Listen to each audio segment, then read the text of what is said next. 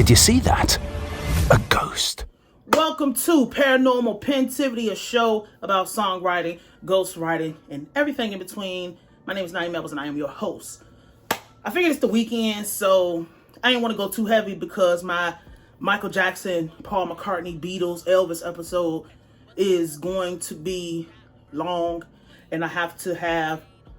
I want to be able to make sure I cover everything. I didn't want to just rush for that one because that was very serious to me.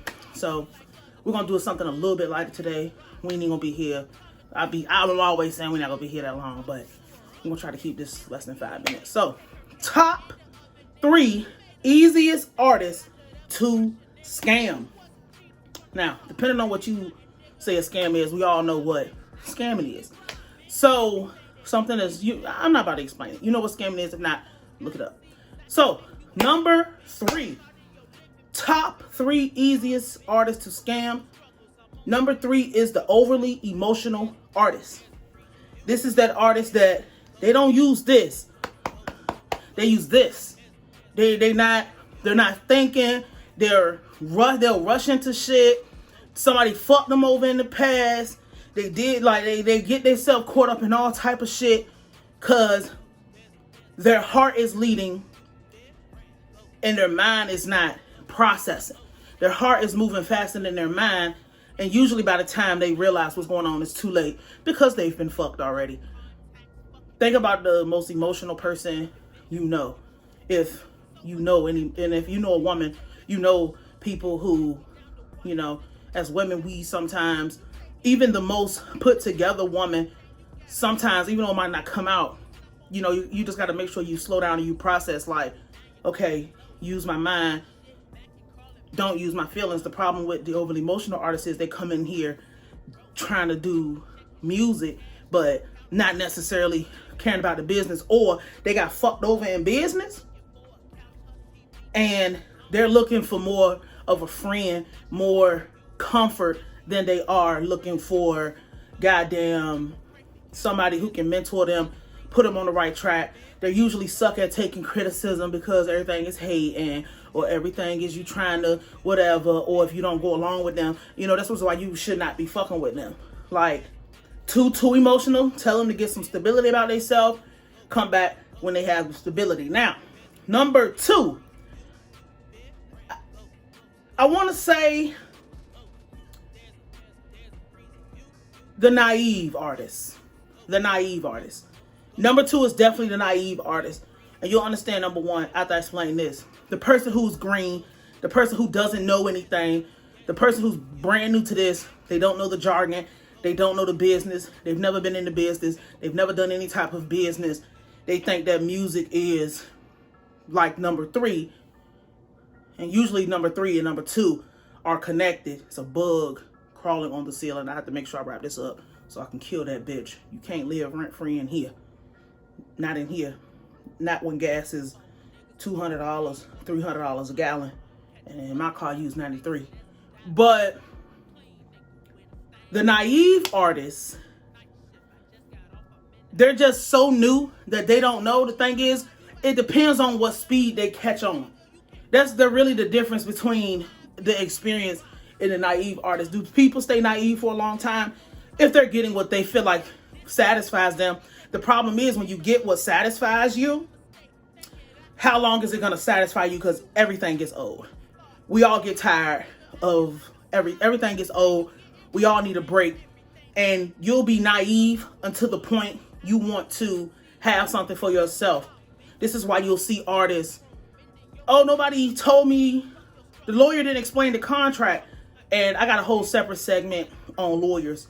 And I don't want to go into that, but there's a whole separate segment on lawyers. But these are the people who usually, I didn't know. They'll come out, I didn't know.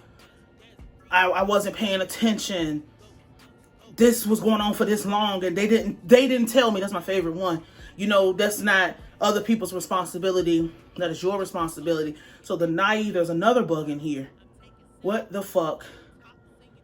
Marvin Gaye was right. What the fuck is going on? The window. Well, anyway. So number 3 is What did I say number 3 was? Emotional. Number 3 was the emotional artist. Number 2, the naive artist, the person who just doesn't know shit, and there's a time limit on not knowing shit because eventually they're gonna want more. Honorable mention before we get to number 1. An honorable mention is the drug addict, and I don't want to go too deep into why the drug addict is easiest to scam, because I'm gonna have a whole segment on artists on drugs and what I've seen and experienced with working with them and what happens in the business. But obvious reasons, if you're incapacitated, you are not at 100% capability of doing music. I will leave that right there. Number 1 easiest artist to scam is the cheap artist. Did you guess that? The cheap artist is the easiest artist to scam because they don't understand that this shit costs money.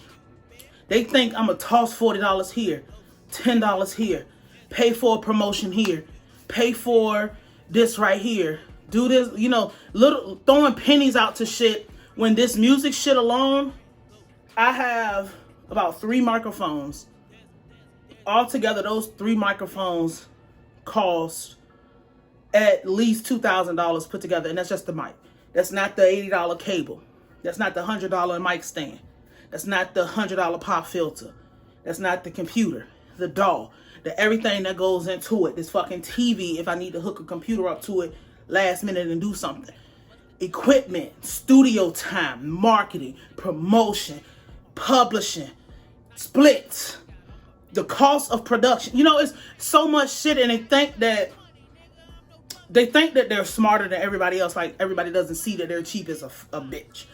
Everybody sees that you're cheap as a bitch. And we might really have to dive deep. Now I'm thinking about it, we're going to have to dive deep into the cheap ass artists. They're the easiest ones to, if you're looking for a quick flip and you looking for a motherfucker to get your little $40 out of so you can go pay the cheapest prostitute, hit up a motherfucker who bought an Instagram sponsorship, who actually believe, you know, hit up a motherfucker you see on paying for the ad before the YouTube video. They didn't spend a lot of money for that. If you got $10, you can get XYZ. Hit up that motherfucker who actually paid $40 for 10,000 streams. They're the easiest to scam because they think that they're gonna get a deal when there are no deals in this shit.